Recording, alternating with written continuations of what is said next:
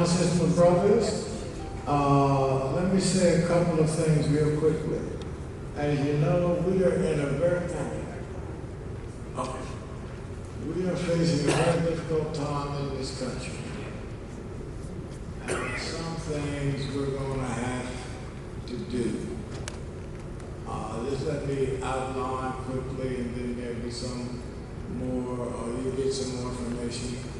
I'm trying to put together for July the 2nd in Washington. I'm trying to get the faith leaders from across the country. That means the AME, the AMI, the CME, the Church of God in Christ, the National Baptist USA, National Baptist America, Church of God in Christ, Primitive Baptist, Free Will Baptist, all the Baptists,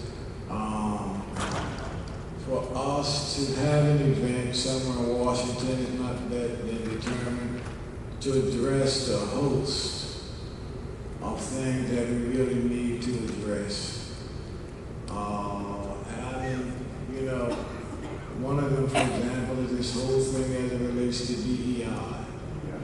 And one of the things that the man in the White House is seeking to do is come down with a ton of stuff, so that by the time you respond to one thing, it's something else. And it's very important because it is an awful lot at risk.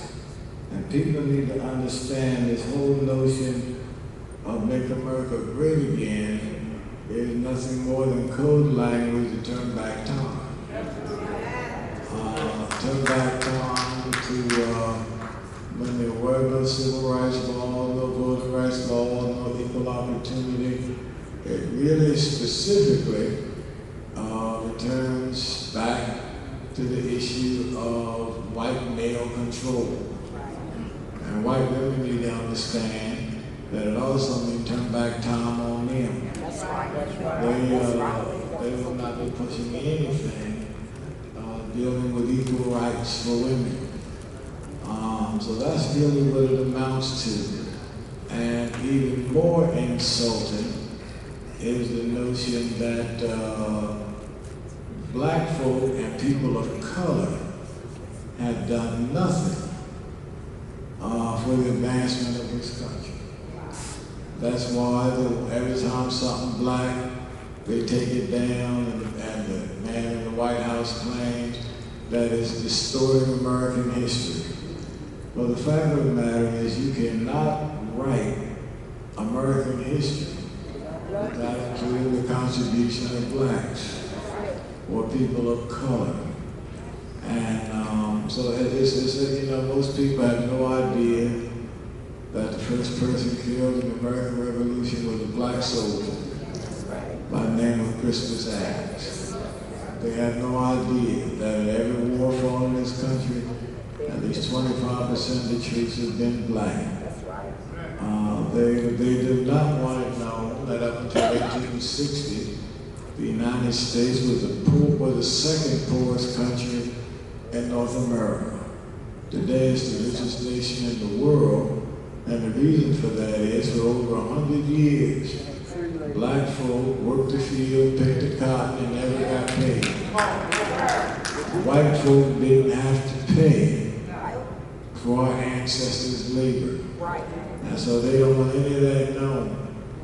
And then to make it even worse, they want to mess with the Smithsonian Institution and the American Civil Rights Museum and shut all of them down. And yet put back up statues of Confederate heroes. So it's a lot to deal with. And so you'll be getting more information relative to it. So we're trying to put this together, and I'm trying to get some help from some of my colleagues. It's just a lot. It's just a lot. So you all be in serious prayer. All right, be in serious prayer. Now let me also say this, what was I going to say? Yeah, the planning meeting is the middle of, what is it? Middle of July? All right, but let me say this.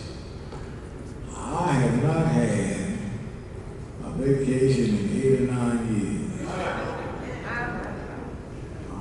When I was at St. Matthew Church, I always took, after the first Sunday, I took the whole month of August for vacation. But when I went to Georgia, they started school in August. And our son was in school, and my wife wouldn't let us go nowhere without him. And so now, the good thing about it, the same. Well, I'll take back a couple of good things. Number one, he's in college now. So he do what he wants. Second thing is, August is free.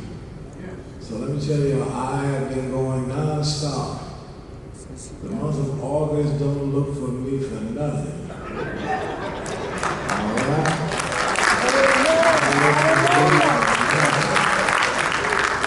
Whatever you have, I wish you well. I will be with you in my thoughts. But I'm going to be somewhere. And I can't tell you where because I don't know yet. All I know is it's going to be somewhere I can't get by car. And I won't be able to get too quickly by plane. So if y'all need something, y'all see Reverend Sidlow.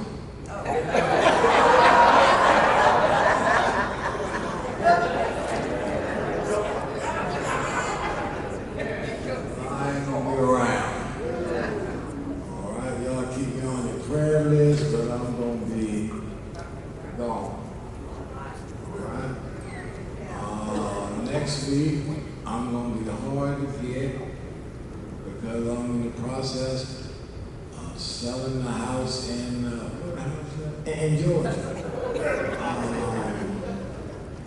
Me and my wife are going to sell the house in 2020 when I retire because there's nobody be there but me and her. And now that she's gone, nobody be there but me. And I'll be talking to myself and answering myself. I'm going to give you something. I love where I'm at in Washington, except for the Jefferson Memorial. And I'm going to enjoy myself somewhere when I retire. I don't know where yet, but I'm going to enjoy myself somewhere. I knew Elder Sidlow. I knew Brother Sidlow was going to say that. And Hampton is, I love Hampton. But I'm going to retire somewhere. All right? So y'all pray for me. Right. I would say I'm a good handyman, but I may well tell the truth I'm a lousy handyman. So don't even think about that. All right? Now, we're going to do the disciplinary questions.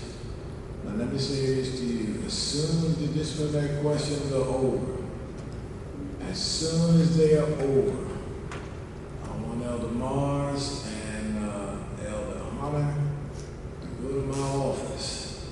Y'all wave at them. I'll go straight to my office. And I'm going straight to my office. If I have not seen you by now, I don't need to see you today. All right? I am going, matter of fact, Dr. Lance Watson and all the preachers this week have done such a great job.